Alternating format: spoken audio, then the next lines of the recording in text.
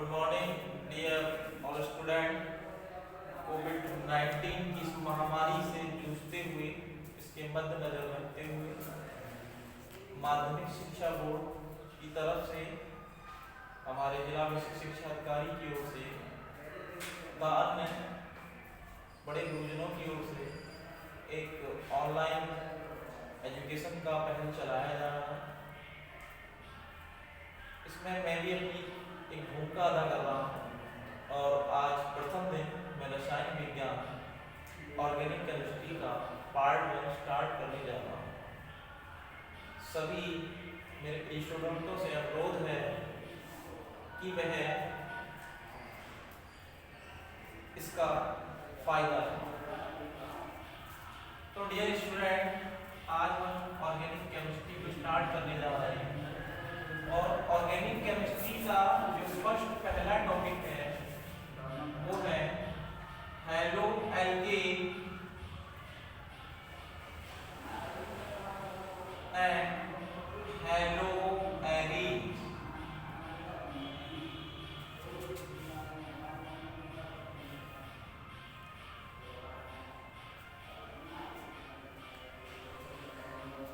Hello alkene. तो dear student, हमें सबसे पहले इसमें ये वर्ड समझना होगा एल्केन और इधर हम पढ़ रहे हैं एरीन्स, क्योंकि एग्जाम में डिफरेंस सबसे पहले यही समझना जरूरी है कि एल्केन्स क्या है और एरीन्स क्या है। इसको स्टडी करने से पहले सबसे पहले डियर स्टूडेंट हमें इसमें समझना होगा हाइड्रोकार्बन।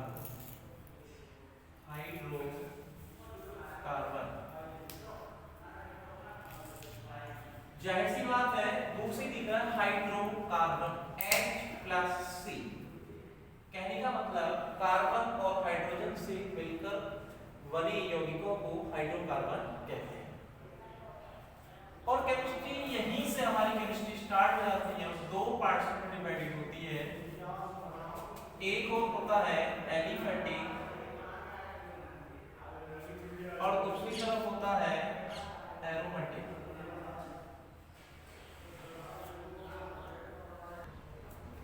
तो डियर स्टूडेंट, इसमें हाइड्रोकार्बन को 2 पार्ट्स डिवाइडेड किया गया है। फर्स्ट पार्ट जो है वो है एलिफेटिक और दूसरा जो है वो है एरोमेटिक। केमिस्ट्री को हमें ऑर्गेनिक केमिस्ट्री को समझने से पहले हमें इन चीजों को समझना बहुत ही जरूरी है।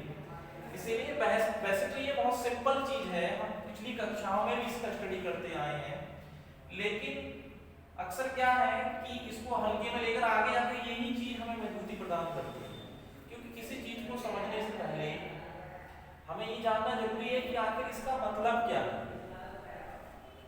तो एलिफेटिक एक पार्ट इसका एलिफेटिक हो गया और दूसरा पार्ट हो गया इसका एरोमेटिक। जो एलिफेटिक होते हैं, एलिफेटिक वे हाइड्रोकार्बन होते हैं जो खुली श्रृंखला वाले यौगिक होते हैं और एरोमेटिक हाइड्रोकार्बन वे हाइड्रोकार्बन होते हैं जो बंद श्रृंखला वाले यौगिक होते हैं। कहने का मतलब ये है कि aliphatic is a open chain compound and aromatic is a close chain compound. Aliphatic जो होते हैं वो ओपन चेन कंपाउंड होते हैं, कहने का मतलब खुली श्रृंखला वाले यौगिक कंपाउंड। एरोमेटिक जो होते हैं वो होते हैं क्लोज चेन कंपाउंड।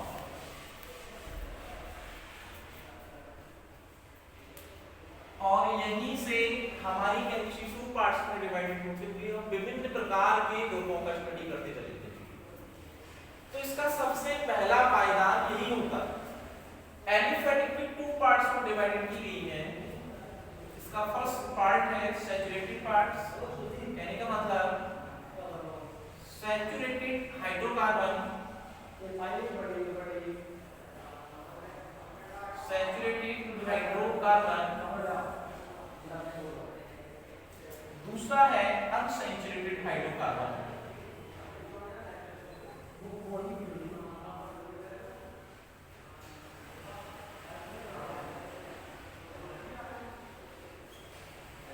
तो मित्रों, हमें क्या समझे अभी तक?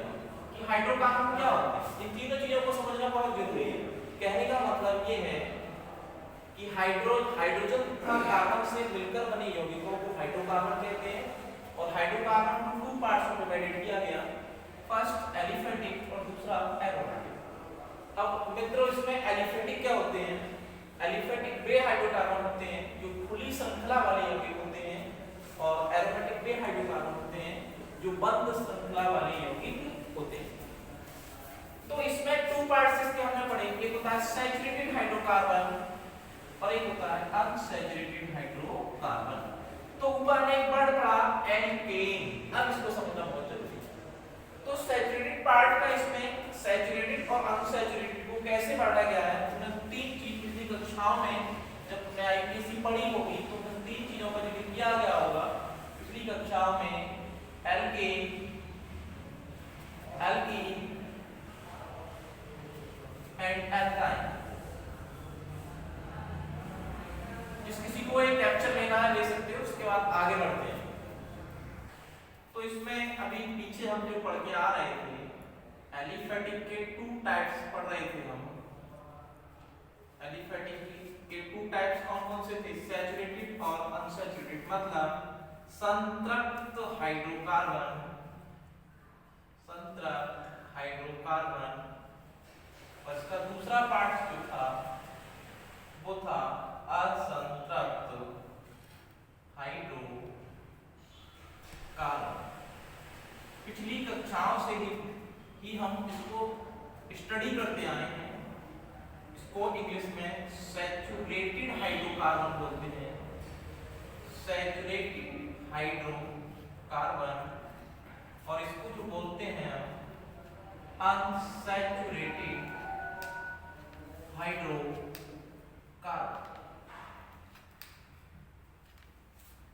तो इसमें तीन चीज पढ़ते आएंगे, सैचुरेटेड और अनसैचुरेटेड हम दोनों में पढ़ेंगे। Alkane, alkene and alkyne. इसमें एक बात देख रहे हो, ऊपर एक हमने एक चीज पढ़ी थी, जो टॉपिक स्टार्ट कर रहे थे तो हमने एलो एल्केन का जिक्र किया था। तो उसमें एक वर्ड हमारे सामने आया था एल्केन। अब यहाँ हमें इसको डिस्क्राइब करना पड़ेगा, तो हम एक चीज देख रहे हैं, इसका सफिक्स देख रहे हैं, क्योंकि आईपीएससी में हम पढ़ते हैं IPSC equal prefix plus suffix, prefix plus suffix. तो एल्केन का जो पहला कंपाउंड डेरिवेटिव है वो है CH4, एल्कीन का जो होता है वो होता है C2H4 और इसका जो होता है वो होता है C2H4। तो हम इसका एक फार्मूला होता है CnH2n+1, तो इसको हम कार्बन में एक जोड़ते जाओ, हाइड्रोजन में दो जोड़ते जाएंगे, इसके नीचे जो भी श्रृंखला बनेगी सभी एल्केन की होगी। इसके नीचे सेम सिस्टम, ये श्रृंखला जो होगी वो एल्कीन की होगी और यहाँ जो श्रृंखला होगी वो किसकी होगी? एल्काइन की होगी।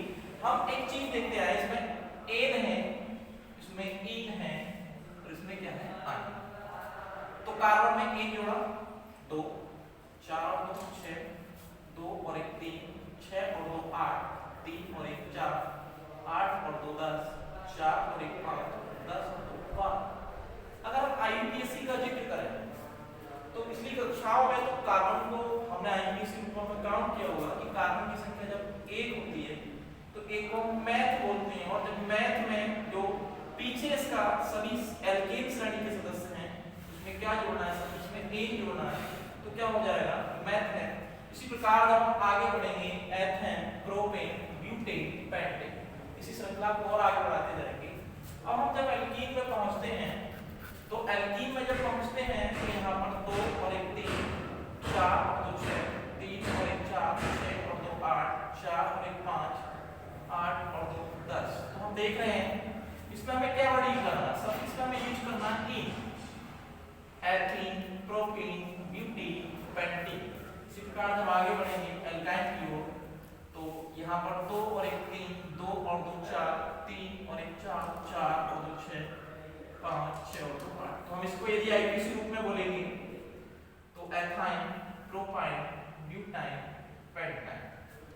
हमने इसलिए स्टडी यहाँ पर हमने इसको इसलिए रखा गया क्योंकि वर्ड हम स्टार्टिंग में पढ़ रहे हैं हेलो एल्केन, और हेलो एल्केन को समझने से पहले हमें एल्केन को समझना जरूरी था। तो डियर स्टूडेंट, अभी हमने एक श्रृंखला श्रेणी को पढ़ा। मैंने हाइड्रोकार्बन को इसलिए बीच में लिया क्योंकि जब टॉपिक को हम डिस्क्राइब कर रहे हैं, टॉपिक जाहिर सी बात है हेलो एल्केन का आया, और हेलो एल्केन को स्टार्ट करने से पहले हमें एल्केन को समझना था। तो एल्केन हाइड्रोकार्बन का एक पार्ट्स एलिफेटिक का, तो हमने पढ़ा था hydrocarbon is two types, aliphatic and aromatic, और aliphatic two parts of divided saturated and unsaturated hydrocarbon. तो एक ओपन चेन कंपाउंड, एक क्लोज चेन कंपाउंड। फिलहाल हम एलिफेटिक की बात करेंगे, उसके बाद हम एरोमेटिक की ओर चलेंगे। तो हेलो जो होते हैं, हेलो को प्रदर्शित करते हैं। तो एक वर्ड लिख रहा हूं मैं आर एक्स। आर का मतलब होता है एल्किल और एक्स का मतलब होता है हैलाइड। एक सरल तरीके से मैं समझाऊं तुम्हें, तो तीन चीजों को तुम्हें ध्यान रखना ही था। हमने पीछे स्टडी किया था एल्केन, एल्कीन एंड एल्काइन। तो इसका पहला डेरिवेटिव ध्यान रखो, इसका CH4 था, इसका C2H4 था, इसका C2H2 था। तो उसी प्रकार एक ग्रुप और ध्यान रख लो, एल्किल, और एल्किल का पहला डेरिवेटिव इसका CH3। तो इसमें भी थोड़ा ध्यान रखो, क्या है ये इल। तो कार्बन की संख्या 1 है, तो जब मैथ में इल जोड़ोगे तो क्या हो जाएगा मैथिल। तो हेलो एल्कीन को हम पढ़ रहे हैं। तो R का मतलब कोई भी एल्किल परमाणु, और X का मतलब क्या है एक हैलाइड। और 17वां वर्ग पढ़ा होगा जब पीरियोडिक टेबल की स्टडी करते हैं, तो पीरियोडिक टेबल की स्टडी में तुमने पढ़ा होगा FCl VrI, fluorine, chlorine, bromine और आयोडीन। अब इसको समझना है कि ये हेलो एल्कीन को परिभाषित कैसे करें। आज का केवल मेरा उद्देश्य यही है कि केवल हेलो एल्कीन को समझना है। तो मित्रों, हेलो एल्कीन को समझने से पहले RX हेलो एल्कीन। तो एल्कीन का मैंने एक ले लिया CH4, प्रथम श्रेणी का प्रथम ही सदस्य ले लिया। तो हम हैलोजनों के साथ इसकी क्रिया करें, क्लोरीन के साथ सनलाइट की प्रेजेंस में, तो हम एक अभिक्रिया पढ़ते हैं, प्रतिस्थापन अभिक्रिया। प्रतिस्थापन अभिक्रिया। तो अभिक्रिया 4 प्रकार की होती है, प्रतिस्थापन अभिक्रिया, योगात्मक अभिक्रिया, पुनर्विन्यास अभिक्रिया और विलोपन अभिक्रिया।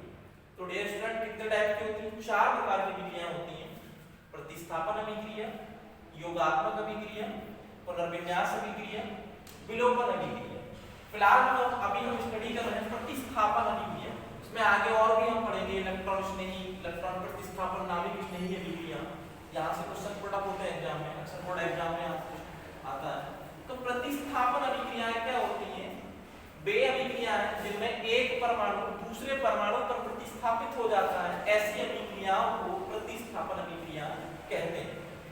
तो अभी हम देखेंगे कि मैथेन की क्रिया हम जब हैलोजनों के साथ हमें क्लोरीन सनलाइट की प्रेजेंस में करा रहे हैं, तो सनलाइट की प्रेजेंस में जब करा रहे हैं तो इसका परमाणु इस पर प्रतिस्थापित हो जाएगा, इसका परमाणु इस पर प्रतिस्थापित हो जाएगा, तो बन जाएगा CH3Cl प्लस में HCl। क्लोरीन ऋणात्मक भाग इतना, इसका धनात्मक भाग हो जाएगा। अब हमने एक ग्रुप पहले पढ़ा था एल्किल, एल्किल में पहला डेरिवेटिव क्या CH3, तो इतना क्या हो गया मैथिल, और इतना क्या हो गया क्लोराइड। इसको हम एल्किल हैलाइड भी कहते हैं। क्या बोलते हैं डियर स्टूडेंट? Alkyl halide. तो इसकी परिभाषा को हम स्पष्ट करेंगे। हम परिभाषा जब पढ़ रहे हैं, तो परिभाषा को जब हम स्पष्ट कर रहे हैं, तो एक चीज को तुमने समझा होगा कि प्रतिस्थापन जब अभिक्रिया पढ़ा था हमने, तो प्रतिस्थापन अभिक्रिया में हमने पढ़ा था कि वे रासायनिक अभिक्रियाएं एक परमाणु से दूसरे परमाणु पर प्रतिस्थापन करने पर बने यौगिकों को हेलो एल्कीन कहते हैं। तो प्रतिस्थापन अभिक्रिया क्या होती है? प्रतिस्थापन अभिक्रिया वे अभिक्रिया होती है जिनमें एक परमाणु दूसरे परमाणु पर प्रतिस्थापित हो जाता है, ऐसी अभिक्रियाओं को प्रतिस्थापन प्रकार हम दूसरी जब स्टडी करते हैं योगात्मक रिएक्शन में, तो योगात्मक में जब दो यौगिक कोई मिलकर एक पूरा कंपाउंड एक उत्पाद बना देते हैं तो वहां पर हमारा योगात्मक होता है। तो हेलोएल्केन की परिभाषा क्या होगी? तो हेलोएल्केन की परिभाषा यहीं से स्पष्ट हो रही है, डिस्क्राइब द प्रतिस्थापन अभिक्रिया, सबस्टिट्यूशन रिएक्शन। यहां पर प्रतिस्थापन अभिक्रिया, तो जब हम एल्केनों का प्रतिस्थापन हैलोजनों के साथ कर रहे हैं तो हम एक चीज पढ़ रहे हैं उसमें कि एल्केनों का हैलोजन परमाणुओं द्वारा प्रतिस्थापन करने पर बने यौगिकों को हेलोएल्केन कहते हैं, इन्हें एल्किल हैलाइड भी कहते हैं। एल्किल हैलाइड यहां पर मोनो भी होते हैं, डाई भी होते हैं और ट्राई भी होते हैं। जैसे कि अभी यहां पर CH3 Cl, CH2 Cl2 CH Cl3 CCl4। तो जब हम इसको आगे बढ़ाएंगे, यदि और आगे इस रिएक्शन को बढ़ाते हैं तो हम देखेंगे डियर स्टूडेंट, कहीं समझ में ना आ रहा हो तो बाद में उसको क्रिएट कर लीजिए। CH3Cl को और बढ़ा दे रहे हैं हम रिएक्शन को, उसको फिर से क्लोरीन के साथ क्रिया करा रहे हैं, प्रेजेंस ऑफ सनलाइट। तो यहाँ पर एक इस पर परमाणु और प्रतिस्थापित हो जाएगा, तो यहाँ ये हो जाएगा।